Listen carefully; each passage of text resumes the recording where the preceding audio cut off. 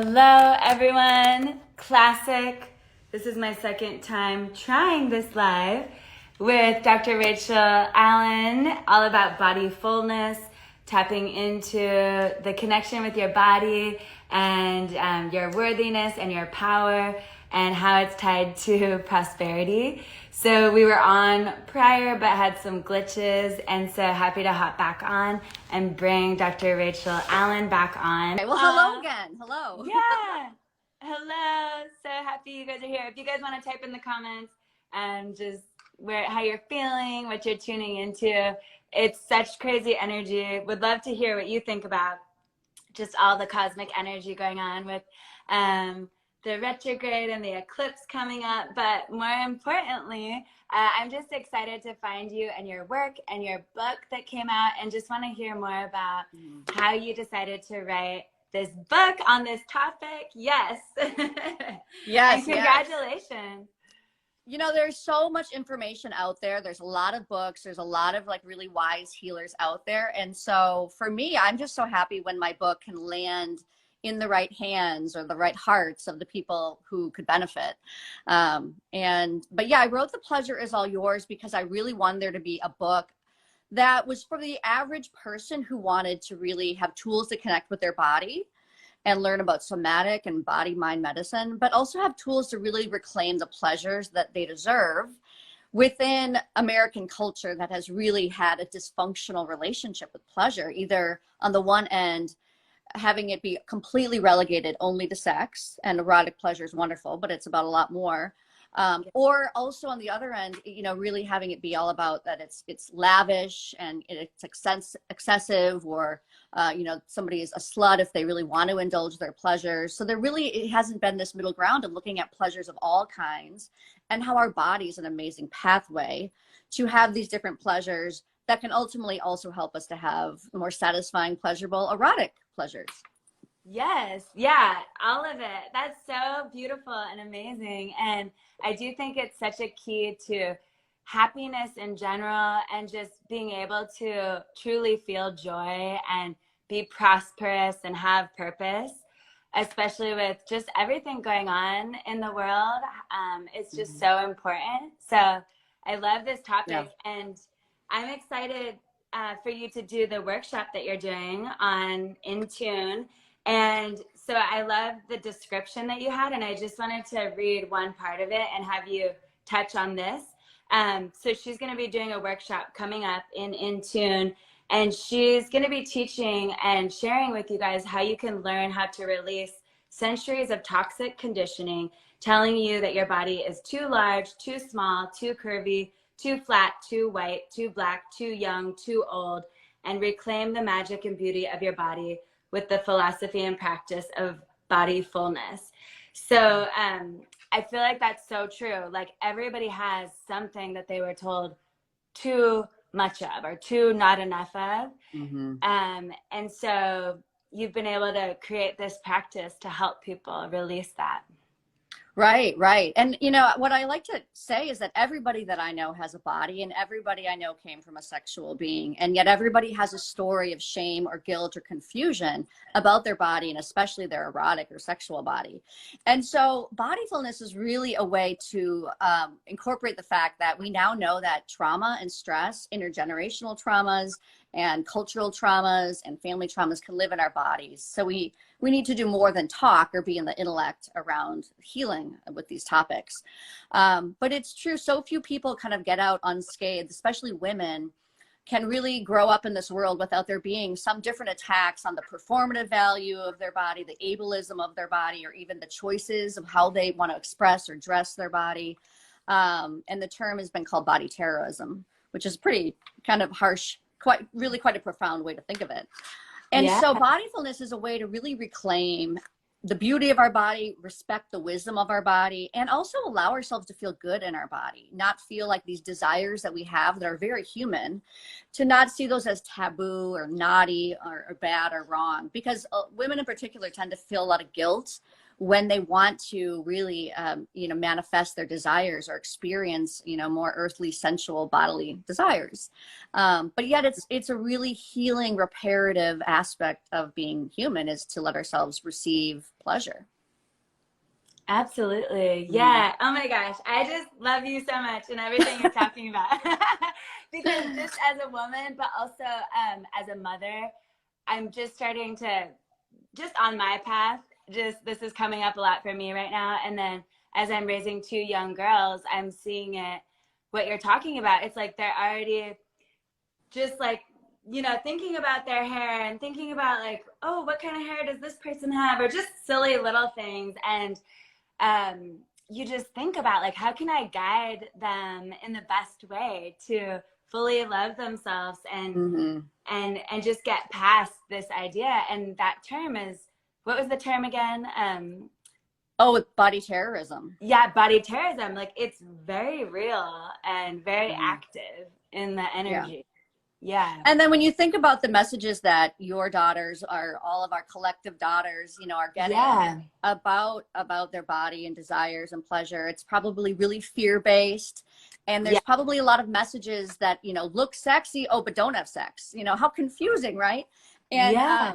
so it's really this reclamation of our erotic energies, and how that it can be a creative life force energy as well.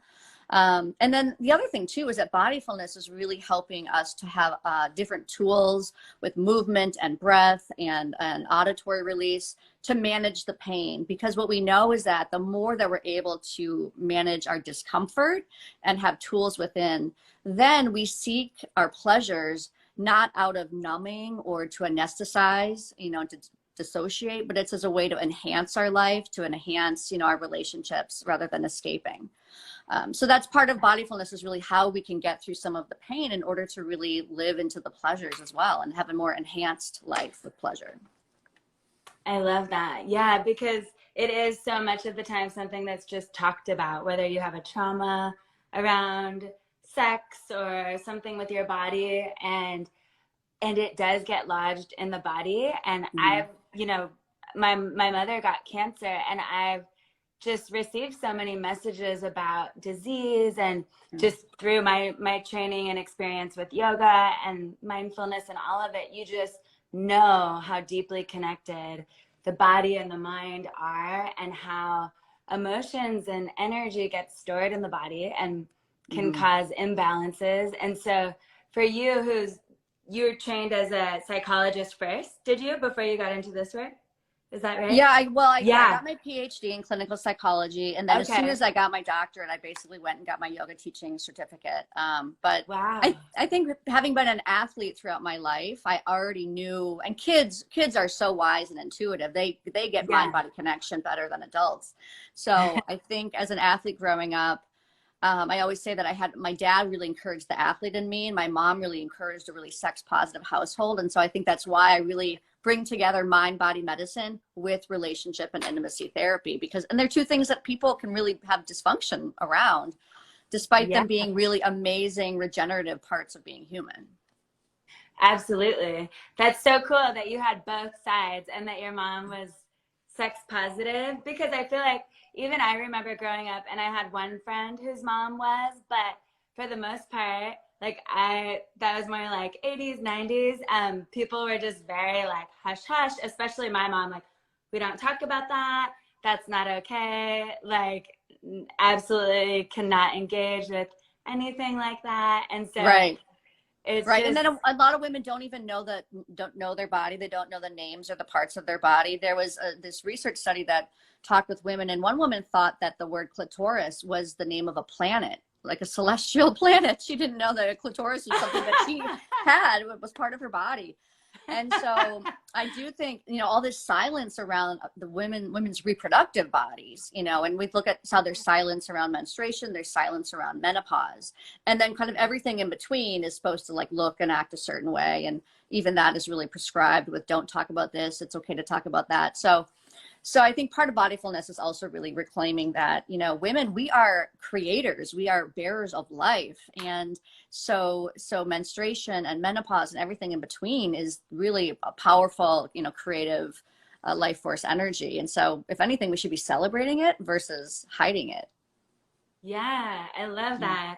So you brought body fullness as a method forth. And so in your book, you talk all about just these topics and how to practice body fullness. Yes. Okay.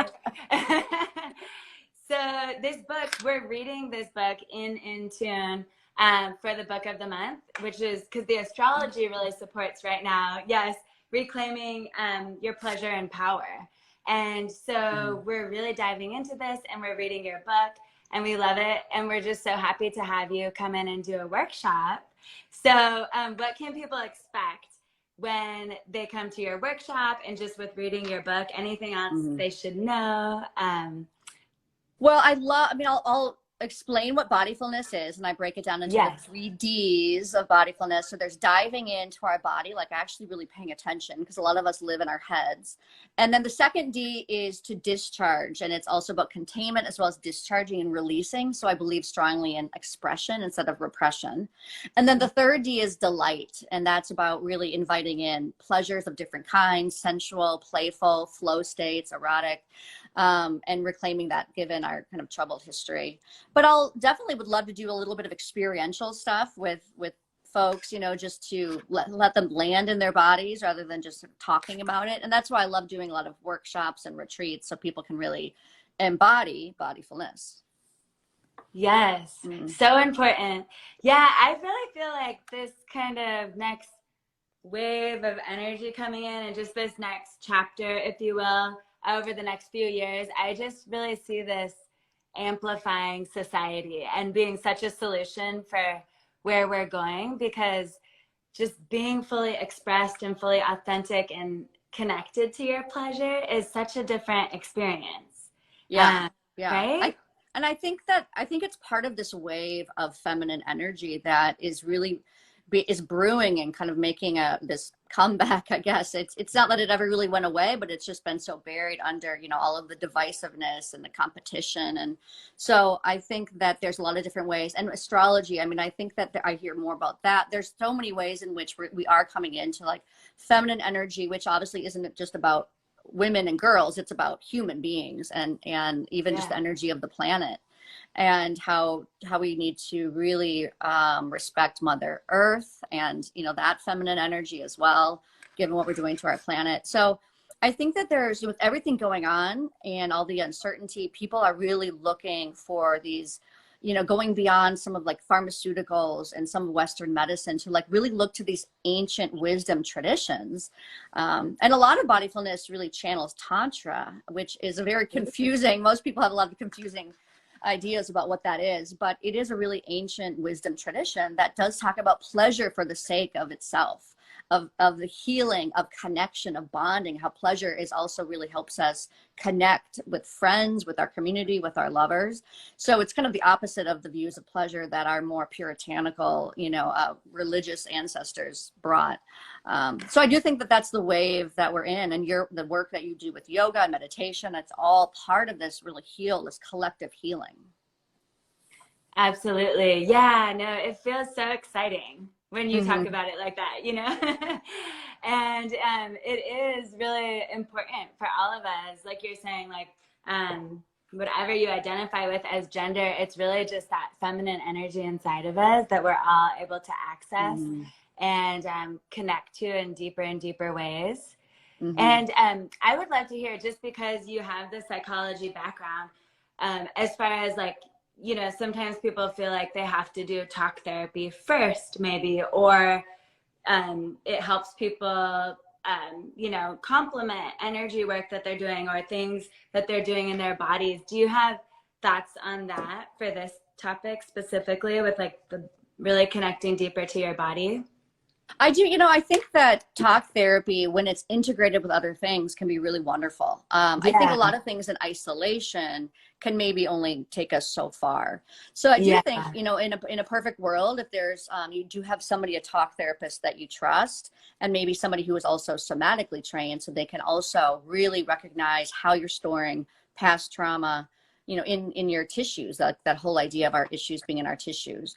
I also think that there's, you know, plant medicine. I know that that's kind of a really burgeoning field too. And I think of how, you know, people who engage in plant medicine, if they also have some talk therapy and some somatic therapy going into that, that can also usually be really helpful too. So those are kind of the main areas that I work in. A lot of Buddhist psychology too, to help people with that inner critic and all of that sort of good, bad, right, wrong thinking. So, but I do think, yeah, having a talk therapist, because you want to have that relationship. At the end of the day, we need each other. We need community. And if you can have a relationship with a therapist that you trust and feel like they really are rooting for you, then your somatic work, your plant medicine work, your, you know, marital therapy work, all of it, I think can really also, there's a ripple effect that can grow from that as well. But usually I think talk therapy by itself, for some issues, for some things, people can really get good insights, and then they can sometimes get stuck and they don't know why they still have reactive patterns. And so that's where I think that the bodyfulness is really good at then, oh, this is where it's still living in my nervous system. It's living in my reactivity. And those patterns and in my fascia. And that's where yoga therapy also, I think, is really powerful for how it can, and with yin and getting into the fascia where some of those emotions are held on a cellular level. Yeah. Oh, I love that. That's exactly how I always just intuitively feel, is like the isolation can be limiting, but when you really combine these things together, it's so powerful. Yeah. And that's what I feel about like just the stuff that you're doing with the body, with all the Kundalini yoga and meditation and breath work that I do. You can just like feel the nervous system, feel the tissues, you can feel things releasing from your body, and then how that result changes the way that you show up, the way that you're able to respond versus react, and just the differences that you start to see in your life and how you're interacting. Yeah, absolutely. And if we think about it, you know, all the pressure we put on our mind and our intellect to solve every problem, that's kind of a lot to put here. And our minds are really brilliant, but also they're home to the ego, and the ego can be really functional in a lot of ways. And then there's dysfunctional aspects of the ego that are, you know, really limiting, or it separates us from, you know, others, or even keeps us caught in storylines. And that's where the body doesn't have those same storylines. It, you know, it has its own triggers, but sometimes we need a body up approach. We need to breathe or center or ground or shake or bounce or downward dog it before we can go back into our mind. And sometimes there are times when we need actually our mental thoughts to be like kind of telling our body, oh, no, you're not back in that traumatic situation. Reorient, you're back in your own home where you have more agency. So it's really beautiful sort of tag team. So the main problem is just when we leave out one and not the other, include the other. But our whole package is really so brilliant and wise. And it's always rooting for our healing and always rooting for kind of our balance. It's just that a lot of times we override the body's messages. I mean, that's part of what I have a TEDx talk called Pleasure to the People. And I talk a lot about how the main problem is that our body is wise. It's just that we have these cultural messages to hustle and to overwork and overthink. And then we don't listen to the body's messages when it's telling us there's some dis-ease. And then over time, that dis-ease turns into disease. Oh my gosh. I feel that so deeply. That's such an important, I'm going to watch your TED Talk. I didn't know that you had a TEDx. That's so amazing. It's called Pleasure to the People? Yep. Mm-hmm. I love that name so much too. I have shirts also that I sell that say Pleasure to the People. It's it's one of my favorite mottos. I love that. Yeah, because I think sometimes it is very subtle. And of course, like the more in tune you are with the body, the more, you know, you allow your mind to be clear and can hear the intuitive messages, the easier it is to be present and respond. But oftentimes it is very subtle. Like, you know, your stomach is just hurting a little bit more than normal, or just little aches and pains somewhere that's a little bit different. But those things are so easy to just dismiss or not pay attention to. But it is so true that it just gets louder and louder. It gets louder and louder. It's true. I mean, people try to repress it with, you know, a stiff upper lip or a stiff drink, or, you know, another cup of coffee.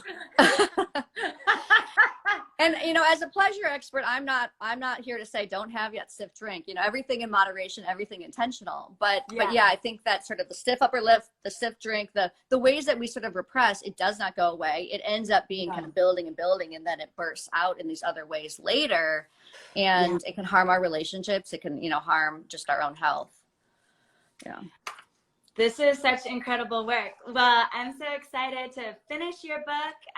So many of us are reading it. I guess, do you go in the book into just the children more and like how to talk about this stuff with kids? I think that's a big thing for the parents out there.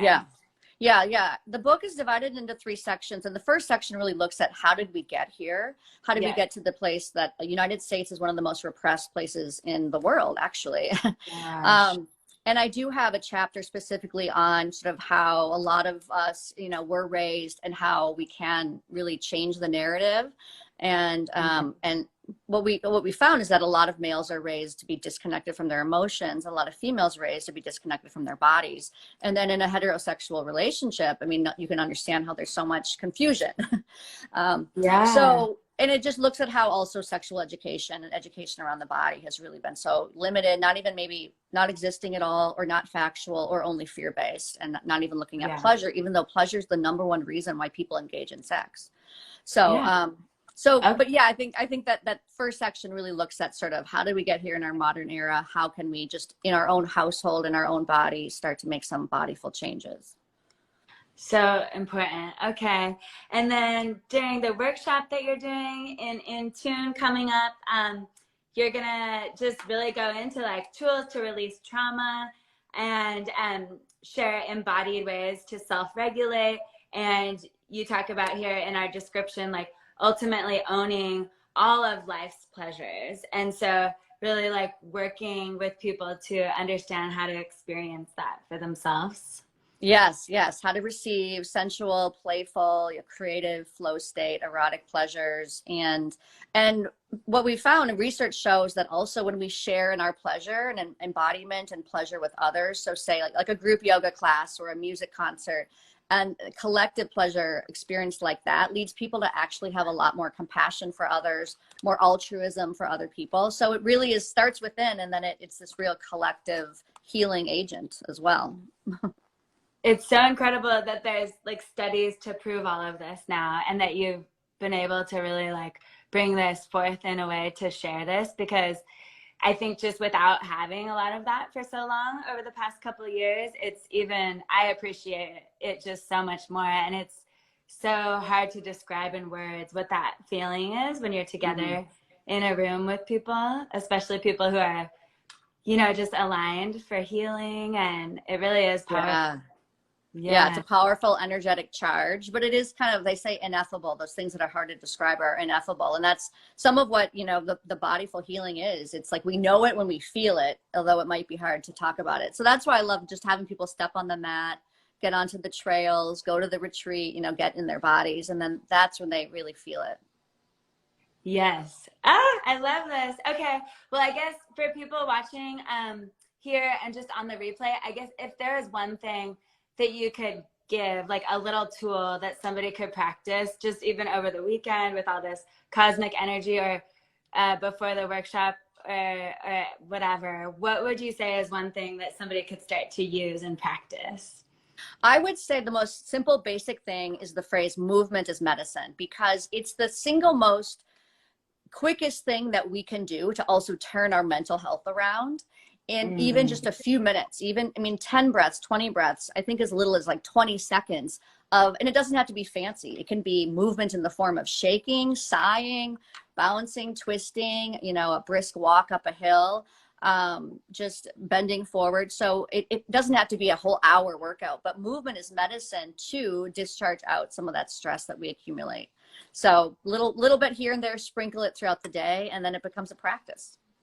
Love that. Makes such a big difference. Just actually putting that into practice and embodying that in your body of like, this is what I do.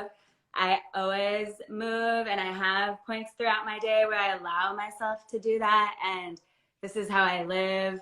And it just becomes natural, right? Like, yeah. Like I'm moving now. I'm always checking on my jaw. I'm doing and, that too always. people are always kind of shaming fidgeting, but there's a time and a place for that sort of presence and deep stillness, and there's a time and a place for like all that, really checking in with yourself and like releasing and really tapping into more of our primal animal self. That's part of bodyfulness too, is this, let's get back, and especially as women, to sort of our primal instinctual creative selves that are really wanting to like move and release. I love that. Okay, so if people want to get your book, where is the best way? The pleasure is all yours. It's pretty much sold anywhere. My publisher, Shambhala, you can get it from them. And then of course, Amazon and Barnes and Noble and all of those, indie bound. So, and it's also on Audible and Kindle. So incredible. Well, you're such an inspiration, and I'm just so excited that you're talking about this stuff and that you've written a book on it. And we're just really honored to have you in Intune as our guest expert coming in for our next workshop, and just can't wait to experience it and have the community experience your work in a deeper way. So thank you for doing this live, and excited to connect soon. Yeah, we did it. We did it after some of the technical difficulties. Yay! So yeah, great seeing you. Thank you so much. Yes, you too. Okay, we'll talk soon. Thank you. Bye. Bye.